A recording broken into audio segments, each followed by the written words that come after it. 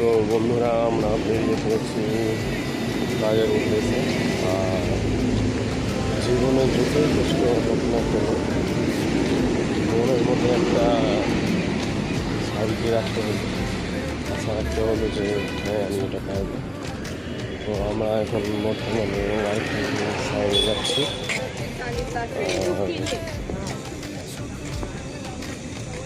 আছে মুম্বাই দীঘা। বর্তমানে আমরা এখন ওয়ার্কিং সাইডে যাচ্ছি। তো যাই হোক,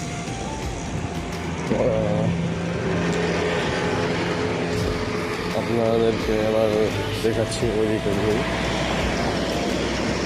তো ফাইনালি গাইস আমরা ওয়ার্কিং সাইডের ভিতরে, এখন আমরা ওয়ার্কিং সাইডের ভিতরে আছি, দেখতে পাচ্ছি। তো আমরা এখন উপরে যাব, উপরে গিয়ে কাজ করব। এখনকার মতো ব্লগ আমরা শেষ করি।